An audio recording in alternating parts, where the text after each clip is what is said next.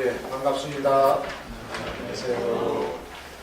오늘 말씀을 매개로 해서 여러분을 만나게 돼서 반갑고 또 행복합니다. 아마 여러분을 이렇게 뵈니까 이태규 목사님이 조금은 이해가 됩니다. 어디서나 저는 이제 지금 이태규 목사님이 생명기장 생태공동체 운동본부 집행위원장으로 하시는데, 물론 이제 그 외에도 여러 곳에서 많은 직책을 맡고 계시지만 저하고 이제 같이 활동하는 데는 기장 생태공동체 운동본부입니다. 제가 집행위원으로서 이태규 목사님을 위원장으로 모시고 활동하고 있습니다. 근데 그 어느 모임에 가든지 항상 밝고 긍정적이고 자신감 넘치는 그런 근거 없는 자신감이 어디서 나오는 것일까 항상 보면서 의아해했는데 여러분들을 보니까 이해가 됩니다. 바로 여러분들이 배후에 있었기 때문에 그런 자신감이 풍겨져 나오지 않았나 생각이 듭니다. 이태규 목사님 말씀도 재밌고 잘하시는 목사님인데, 또 그런데 오늘은 제가 좀 오늘 할 수도 있고, 더군다나 또 1년에 한 번 감기 치료를 할까 말까 하는데 지난 금요일부터 약간 몸이 이상하더니 오늘 아주 심하게 감기가 왔습니다. 여러분 오늘만큼은 좀 거친 밥을 먹는다는 마음으로 여러분의 함께 하시면 감사하겠습니다. 아마 오늘 본문은 많이 교회 여러 해 다니셨던 분은 많이 들으셨을 것입니다. 그리고 또 저희 강남향인교회나 우리 지평교회나 거의 비슷한 분위기인데, 이런 분위기에 계시는 분들도 많이 즐겨 일상생활에서도 사용하는 성경 구절이기도 합니다. 세술은 세부대예요. 뭐 술이 좋아서 그걸 잘 이용하시는 분들도 계실 거고, 또 아니면 새로운 분위기를 좋아하는 그 의미에서도 이 구절을 많이 인용하기도 할 겁니다. 근데 대부분 이 세술은 세부대예요. 이 말씀은 새로운 것을 우리가 받아들일 때 조금 더 적극적으로 받아들이고, 새로운 것이 좋은 것이야, 그렇게 이야기하고 싶을 때, 또 때로는 더 과격하게는 혁명적인 과격한 단절이나 그것이 우리 삶에 필요할 때 필요한 그 말씀이기도 합니다. 때로는 그 새로운 사상이나 경향과 이전의 전통과 관습이 서로 충돌할 때에 우리는 새로운 것을 받아들여야 된다라고 설득하기 좋은 논거가 되기도 하죠. 물론 이제 작년에도 종교개혁 500주년이었다고 하는데, 그래서 많은 교계나 단체나 교회에서 그 기념할 만한 행사나 뭐 여러 가지 일들을 많이 했죠. 그래서 그 종교개혁지 순례도 가고 학술 모임도 여러 곳에서 있었습니다. 그러나 그러한 모든 행사들이 얼마만큼 종교개혁의 취지에 맞게, 아니면 더 나아가서 하느님 보시기에 합당했는지는 깊게 숙고해야 할 필요가 있을 것입니다. 오늘 본문에서 이제 예수님이 말씀을 하게 된 계기가 된 것은 금식에 관한 것입니다. 금식. 유대인들과 또 바리새파 사람들, 그리고 요한의 제자들은 금식을 하는데, 왜 예수 당신을 따라다니는 사람은 금식을 안 하냐? 라고 사람들이 와서 어떻게 보면 물었다는 것이 아니라 따졌다고 볼 수 있겠죠. 대답을 기대한 것이 아니라 비난을 위해서, 그게 질문이 아니라 비난을 위한 하나의 그 필란조의 이야기였겠죠. 그렇게 이야기를 하니까 이제 예수님이 이야기를 합니다.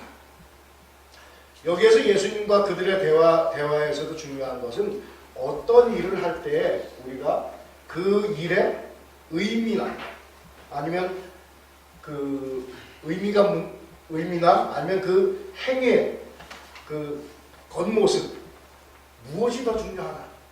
금식이라고 하는 그 행위나 금식에 담겨져 있는 뜻하고 어느 것이 더 중요하냐? 아니면은 그 형식에 있어서 본질이 무엇이냐라는 것이 그 대화의 이야기의 중심에 있겠죠. 무엇을 위해서 금식을 하는 행위는 똑같은데 무엇을 위해서 금식을 하느냐라는 그 목적이 무엇이냐 하는 것이 예수님이 대답한 그 대답 속에 들어있을 것입니다. 우리는 일반적으로 자기가 하는 일, 자기가 잘하는 일을 가지고서 다른 사람들을 평가하기도 하고 비판하기도 하죠. 아니면 내가 열심히 해온 것을 근거로 해서 다른 사람을 판단하기도 합니다. 참 여러 교회에서 돌아보고 또 저도 이제 강남향님께서 오래 있다 보니까 우리 교인들 간에도 그런 일들이 많이 일어납니다. 나는 교회에서 이렇게 열심히 하고 막 그러는데 누구는 안 한다. 그게 이제 일반적으로 드는 생각입니다. 우리 목사들에겐 비밀이 하나가 있는데요. 여기는 새벽 기도회가 없죠. 아니 목요 아침 기도회. 새벽 기도회는 안 하죠. 새벽에. 축하드립니다.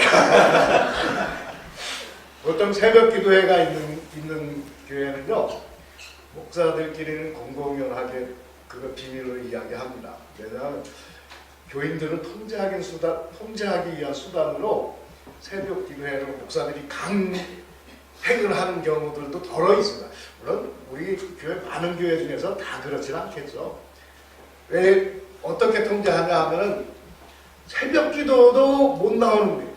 새벽 기도도 안 나오면서 무슨 말이 많아. 이제 그렇게 그것이 새벽 기도 나오는 것이 하나의 공로나 업적이 되어서 교인들이 다른 뭐 어떤 비판을 하고 목사에게 비판하거나 그럴 때는 그걸 근거로 이야기한다고 합니다. 뭐 이태규 목사님은 안 그러시니까 아예 새벽 기도회를 안 하시는 것 같습니다. 저희도 없습니다. 그렇게 어떤 자기가 하는 행위, 내가 잘하는 것, 그것을 판단의 근거로 해서 유대인들과 바리새파 사람들은 자기들은 금식을 하는데 금식을 안 하고 있는 예수님의 제자들을 비난을 한다는 거죠. 왜 당신들은 안 하냐? 그 사이에서 금식이라고 하는 그 행위와 또 금식을 하는 목적, 그 사이에 어떤 관계가 있느냐 하는 것입니다. 우리가 예수님이 대답을 합니다. 그 결혼식장에 비유해서 이야기를 하고 또 그 결혼식장에 하객으로 참여한 사람들은 금식을 하지 않지 않느냐. 사실 결혼식은 굉장히 의미 있는, 거짓말을 평소에 하면 안 되는데 결혼식 날은 거짓말이 허용되었다고 합니다. 유대 사회에서는. 어떤 거짓말이냐 하면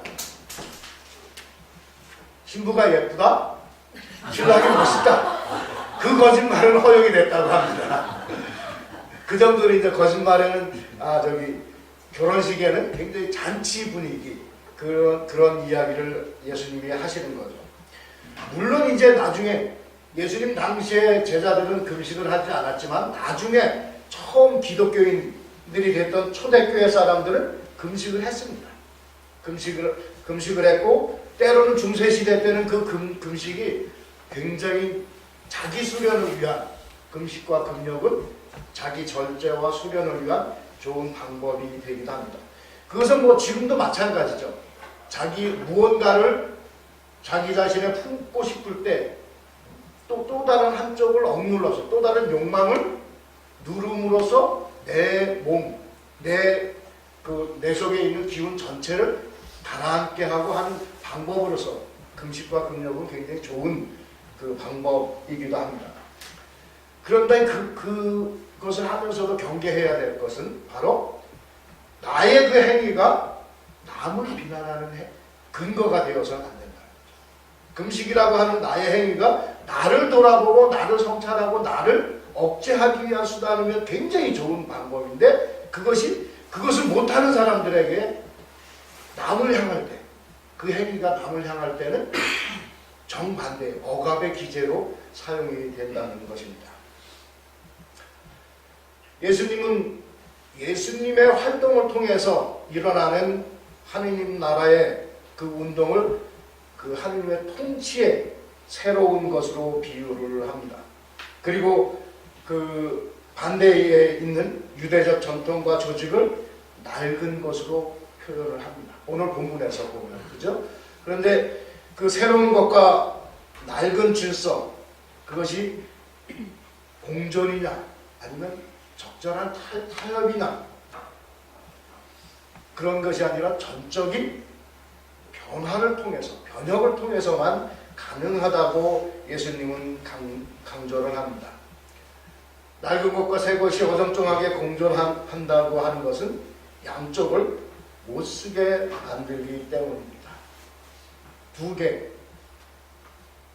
그러니까 생배 조각, 새로운 배 헝겊을 낡은 옷에 깃는 것, 그리고 새로운 포도주를 낡은 가죽 부대에 담은 것, 어정쩡하게 공존하면 둘 다 망가진다는 거예요. 그러니까 이 둘은 엄격하게 구분해서 단절이 필요하다는 거죠. 때로는 우리 삶에서도 이럴 때가 있죠. 분명하게 선을 긋고 단절을 해야 될 필요, 확실하게 선택을 해야 될 필요가 있을 때가 많이 있습니다.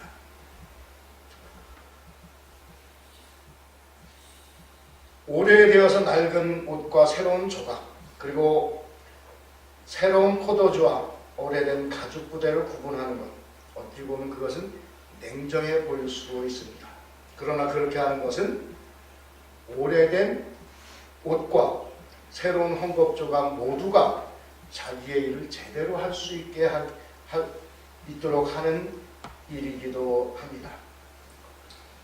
우리 포도주는, 새로운 포도주는 계속해서 발효를 하죠. 발효를 하는데 낡은 가죽 부대는, 새로운 가죽 부대는 이게 신축성이 있어서 밀면 늘어나는데 오래된 거는 딱딱하게 굳어 있다는 거예요.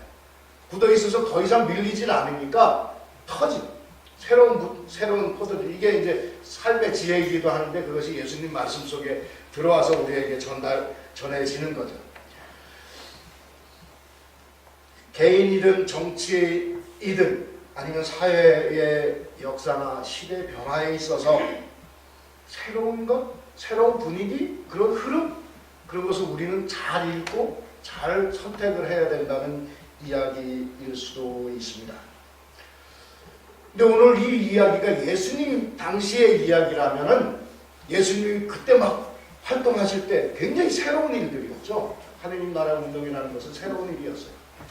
그런데 오늘 우리가 이것을 읽을 때 대부분 우리가 성경을 읽으면서, 특히 복음서를 읽으면서 착각하는 것이 자기가 예수인 줄 알고 착각하면서 우리 성경을 많이 읽습니다.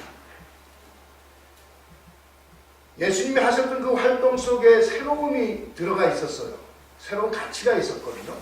근데 오늘 우리가 이 말을 새술은 새부대라는 말을 인용할 때를 한번 그 상황을 한번 잘 보면은 내가 생각하고 내가 주장하는 것은 새 것이라고 생각하는 경우가 많아요. 그죠? 그리고 그것을 새 것이라고 생각하면서 그것이 옳다고 생각하는. 그래서 내 주장을 이야기할 때도 새술은 새부대 그렇게 하는 경우가 많다. 대부분 내가 예수라는 착각 때문에 그 말을, 예수님의 말을 그대로 인정을 하게 됩니다. 그래서 예수님이 나를 따르라 라고 제자들을 부를 때 말하니까 목사들도 나를 따르라 그렇게 하면서 자기를 따라오라고 해요. 그래서 저는 그건 잘못된 말이다. 그래서 우리는 목사들도 각 이야기할 때 함께 갑시다 그렇게 이야기를 해요. 똑같이 예수님을 따라서 나를 따르라 이야기하면 안 된다는 거죠. 오늘 새롭다는 말의 의미, 그리고 예수님의 비유의 뜻을 다시 한번 생각해 볼 필요가 있다는 거죠. 새로운 삶의 방식, 새롭다라고 하는 것에 어떤 가치가 들어갈 수가 있나. 그것이 새롭다라는 말이 항상 옳다는 말은 아니에요. 우리의 현실 속에서. 예수님이 오늘 이 이야기 속에 그 상황에서는 새롭다는 것이 예수님의 유대의 오래된 전통에 반대되는 것에 반대로 우리 삶에서, 예수님이 아니라 오늘 우리의 삶에서는 새롭다고 하는 것이 항상 옳은 것은 아니에요. 그죠? 그러니까 새롭다는 것은 우리는 은연중에 옳고 그렇다고 대부분 그런 경향이 있는데 그렇지는 않다는 것을 생각해 볼 필요가 있습니다. 또 때로는 우리가 새롭다라고 주장하고 이야기하는 것 중에서 꼭 옳거나 그렇지도 않지만은 해 아래 과연 새 것이 있을까 그런 생각이 듭니다. 그래서 저는 설교가 그 하늘도 펴기를 자주 이제 언론에다가 이렇게 올리는데, 특히 이제 에큐메니안이라는 인터넷 그 신문에다가 계속 올리는데, 올리면은 사람들이 많이 얼마든지 인용하라 그래요. 왜? 저도 누군가에게 듣고, 그래서 저는 웬만한 그 이공계라든가 그런 데에서는 뭐 다른 놈을 인용을 화려하게 풋노트를 달아야 되겠지만, 각적으로 달아야 되겠지만, 인문학에서 과연 각주가 필요할까? 그런 생각이 듭니다.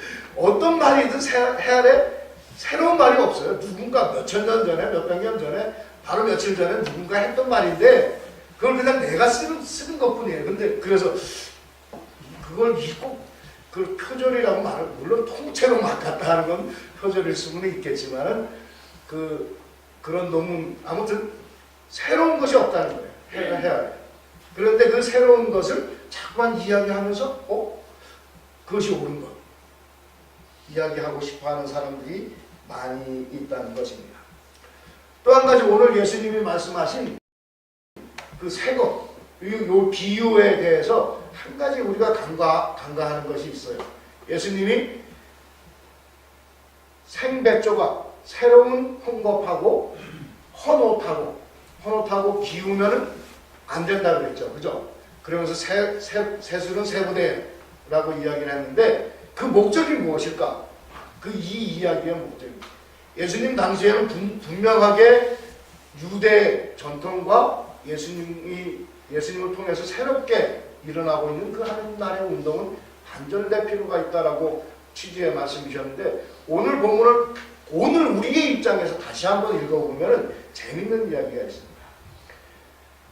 새로운 뱃조각은 그 나름대로 쓰임새가 있어요. 또 다른 곳에다 쓰면 돼요. 그죠? 또 그렇다고 해서 헌옷도 완전히 못 쓸 게 아니에요. 헌옷은 헌옷대로 그냥 입으면 계속 입을 수가 있어요.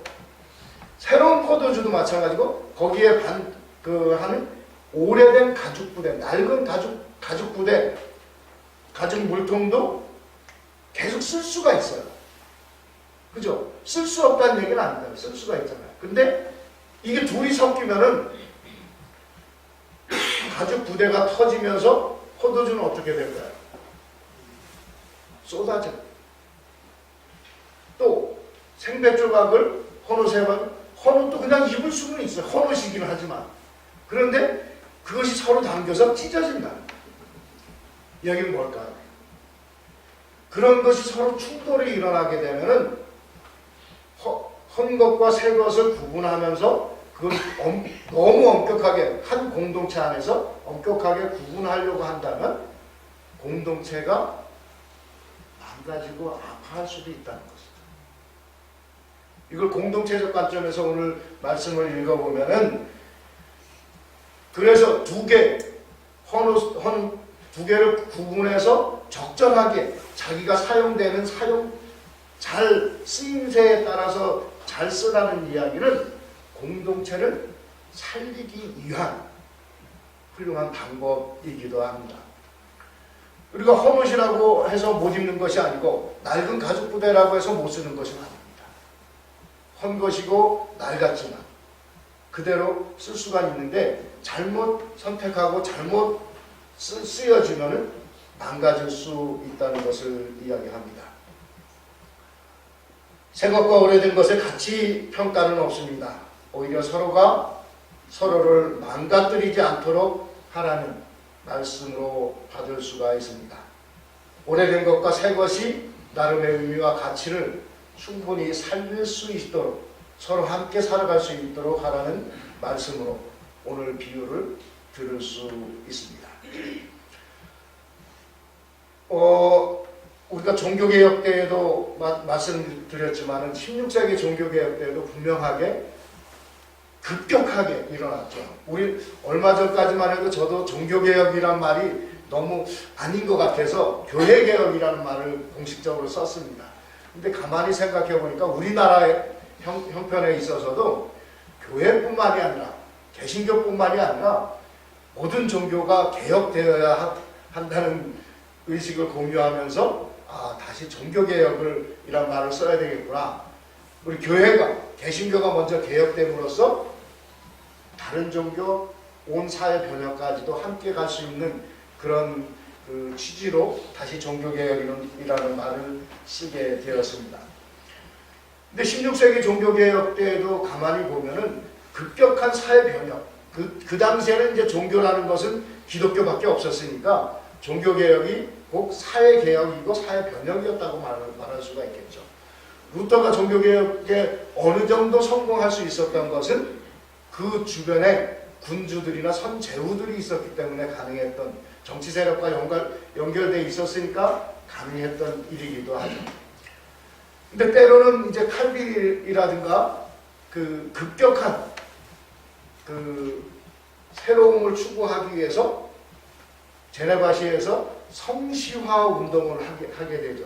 요즘에도 그래서 우리나라에서도 어떤 지자체장들이 성시화 운동을 펼치면서 뭐 때로는 지나간 일이지만 서울시를 하나님께 봉헌하겠다고 이야기한 사람도 있고요. 또 여수에서도 그 자기가 있는 지자체를 하나님께 봉헌한다고 장담하는, 그렇게 기도하는 그 기독인들도 있긴 또 했죠.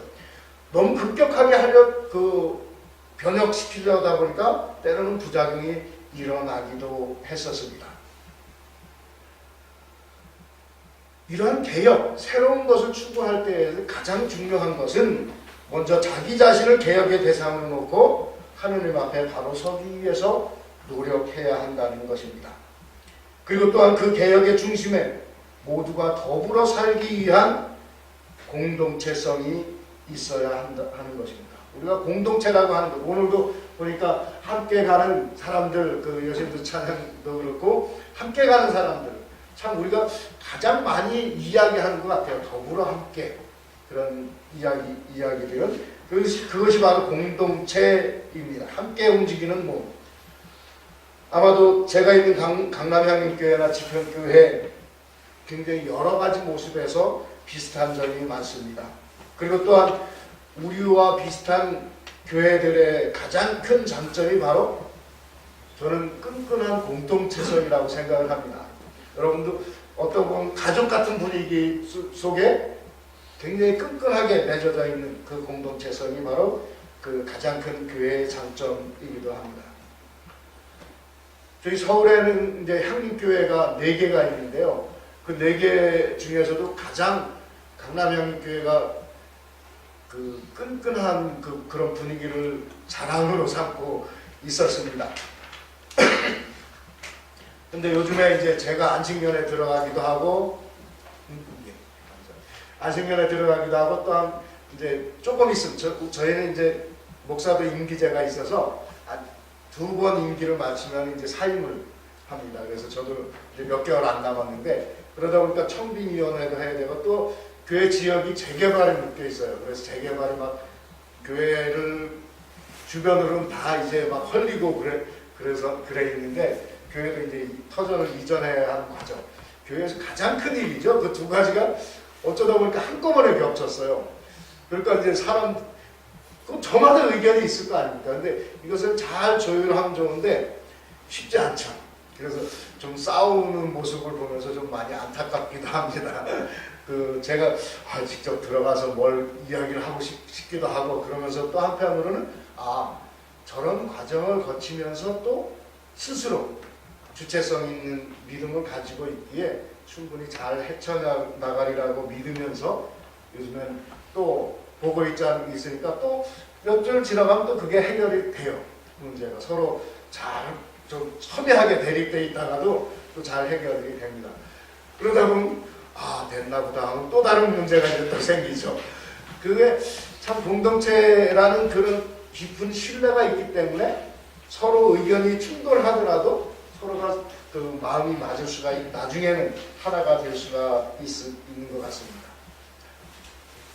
우리 성경에 보면은 그냥 흔한 이야기일 수도 있는데, 누가복음 15장에 보면 잃었던 어떤 비유, 잃었던 양을 되찾았던 비유가 나오고, 그 다음에 잃었던 동전을 되찾은 이야기가 나오고, 또 집 나갔던 둘째 아들이 돌아온 이야기가, 그 세 가지가 이제 누가복음 15장에 나오는데, 거기서 두 번째 있는 한 여인이 있었는데요. 그 여인이 10드라크마라는 것은 이제 헬라 동전인데 로마 동전으로 이야기하면 데나리온. 우리 데나리온 하면 이제 일반적으로 신약 성경에 많이 나오죠. 한 노동자 하루 품삯에 해당되는 돈이다. 그렇게 이야기를 많이 합니다. 근데 10개 중에서 하나를 잃어버렸어요. 그랬더니 그 여인이 열심히 자기 집을 쓸면서 그 동전을 찾습니다. 근데 동전을 찾고 나서 한 여인의 행동이 약간 이해가 안 됩니다. 뭐냐면 자기가 잃어버렸던 돈을 찾았는데 잔치를 벌여요. 그것도 자기 돈인데. 아마 노동자 하루 품삯이면 우리 지금 현대로만 한 10만원, 11만원? 일반적으로 요즘에 그렇더라고요. 근데 그 여인이 그 정도의 돈을 찾았다고 해서 다시 또 동네 사람들을 모아서 잔치를 벌인다는 거. 야, 이게 무슨 의미일까? 라고 생각을 해봤습니다. 그런데 그 은전 연립 중에 하나를 잃어버렸다는 것에 힌트가 있는 것 같아요. 그 이야기에. 일반적으로는 그 얘기를 잘 안 하던데 이 은전 연립을 이야기하는 것은 그 결혼을 할 때에 신랑 혹은 시아버지가 은전 10개를 꿰서 줄에 매어서 신부에게 결혼의 상징으로 주는 것. 우리로 말하면 결혼 반지.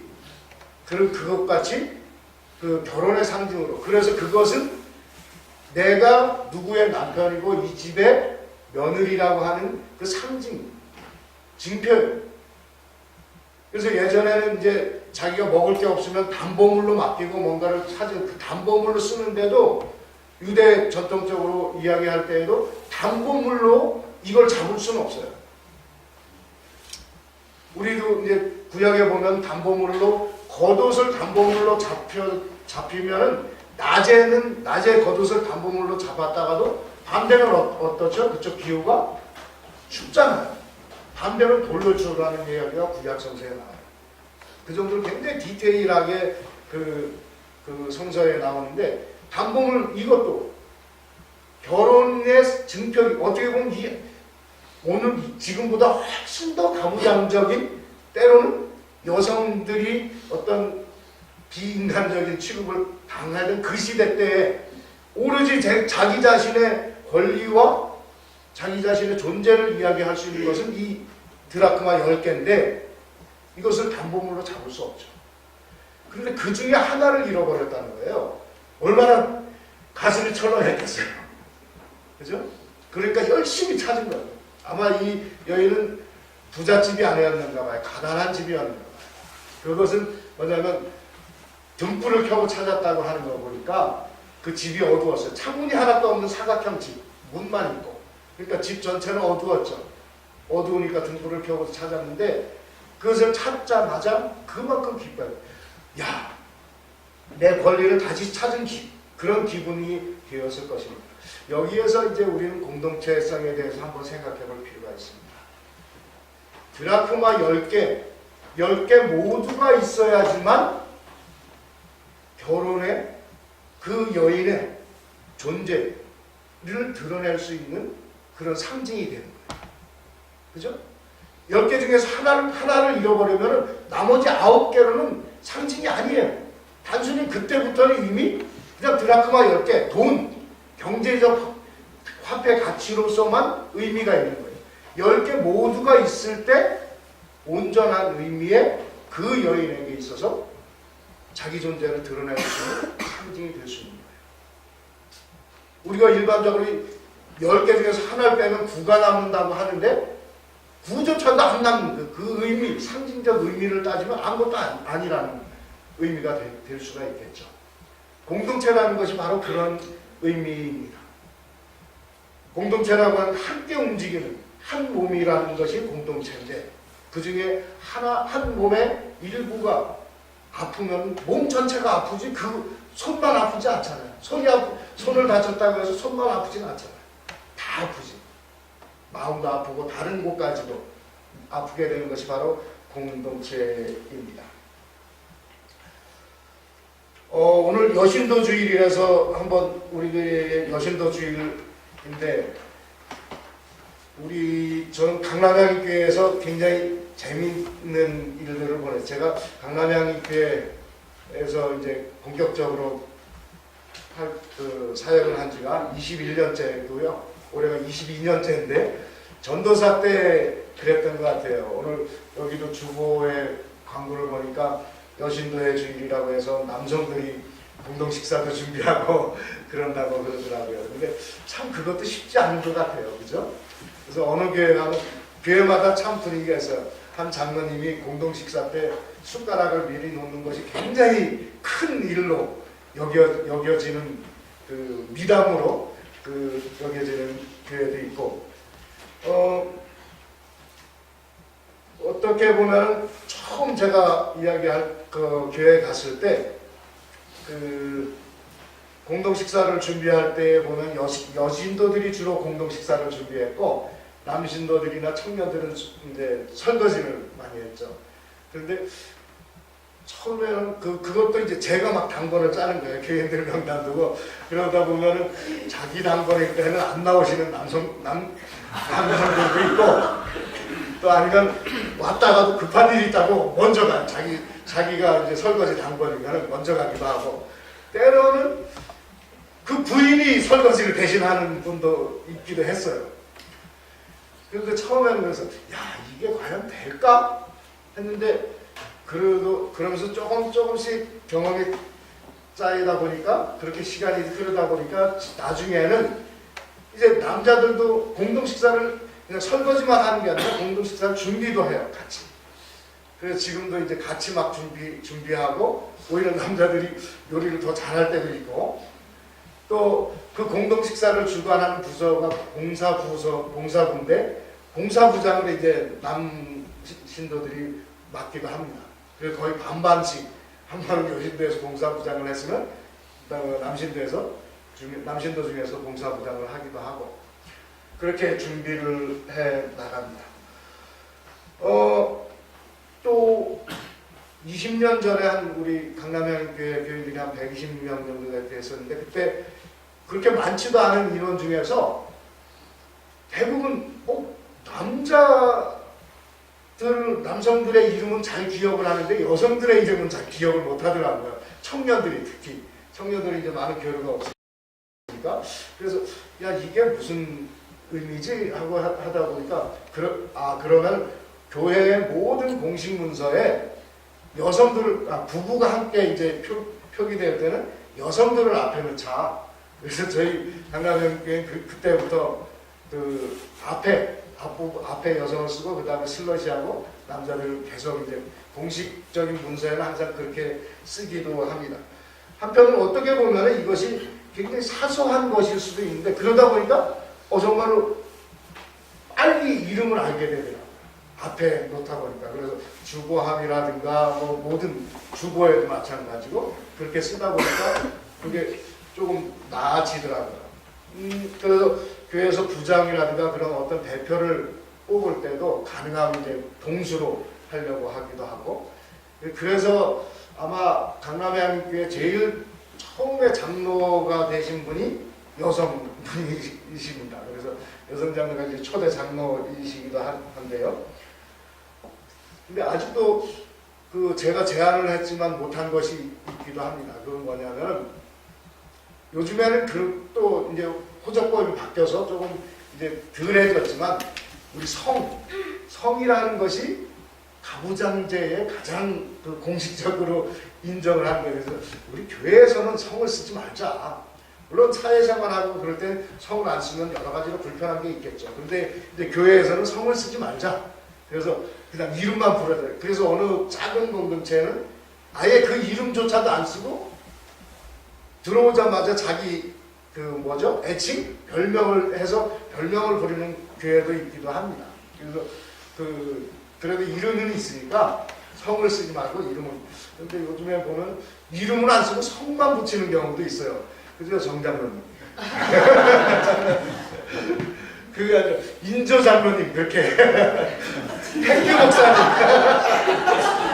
재밌을 것 같아요. 근데 잘 안 되더라고요. 그래서 안 되면 안 되는 대로 그렇게 우리가 새로운 것을 이야기할 때에도 그것이 항상 옳은 것이 아니니까 천천히 가면 천천히 가면 되고 또 안 되면 좀 나중에 하면 되고 그런 것 같아요. 우리가 우리 공동체 안에서 할 때는 더 중요한 것은 공동체가 함께 한다는 것이 더 중요한 일일 수가 있습니다. 대부분 교회는 비슷하지만 각양각색의 사람들이 모여서 하나의 공동체를 이루고 있습니다. 대부분 비슷한 성향들이 그 교회에 모이더라고요. 여러분들도 아마 성격 유형 검사를 해보면 비슷한 유형들이 많이 있어요. 저도 MMPI 검사 그런 걸 해보니까 그 교회 사람들은 거의 80~90%가 비슷한 유형으로 나오더라고요. 교회마다. 그런데 그런 사람들이 하나가 그럼에도 불구하고 하나가 된다는 것은 모두가 똑같은 일을 해야 하고 또한 모두가 똑같은 생각을 가져야 한다는 것은 아닙니다. 그죠? 하나가 된다는 것은 자기의 성향과 재능에 따라서 일하지만 서로 사랑하고 존중하면서 공동체를 위하여 행동한다는 것을 말하고 있습니다. 공동체 안에서 우리가 모두가 서로의 존재를 인정하고 존중할 때에 진정한 협력을 할 수 있습니다. 공동체 안에서 부족한 것이 있으면 부족한 대로 내가 조금 더 수고하고 더 많은 일을 할지라도 아니면 내가 조금 손해본 것처럼 생각되더라도 기꺼이 함께 할 수 있는 것이 진정한 협력입니다. 자기 스스로를 하느님 앞에 올바로 설 수 있도록 날마다 새롭게 거듭나고 공동체 속에서는 사랑으로 협력하면서 예수 그리스도를 따라갑시다. 집현교회 공동체에서 여러분이 서로 더 많이 섬기고 더 많이 사랑함으로써 예수님의 확실한 제자가 되고 진정한 하느님 나라의 모습을 드러낼 수 있기를 바랍니다. 예수님 이름으로 공동체를 이루고 그 정체성을 지키기 위해서 쓴맛도 감당하면서 서로 사랑하고 섬기기를 바랍니다. 공동체 안에서 예수님이 본을 보여주신 것과 그런 섬김, 사랑의 길을 따르는 일은 또한 공동체뿐만이 아니라 우리가 살고 있는 이 세상을 생명과 평화로 인도하는 길의 시작이 될 것입니다. 세상을 생기가 넘치게 만드는 일, 그리고 그 한 사람, 바로 그 사람이 바로 나 한 사람, 나로부터 시작됩니다. 그리고 그 길을 함께 가는 길벗들이 있다면 그 한 사람 한 사람들이 더 소중할 것입니다. 집현교회 공동체로 모인 여러분과 모두가 함께 품은 꿈을 함께 이루어가면서 신실한 예수님의 제자가 되기를 빕니다. 감사합니다. 묵상하겠습니다.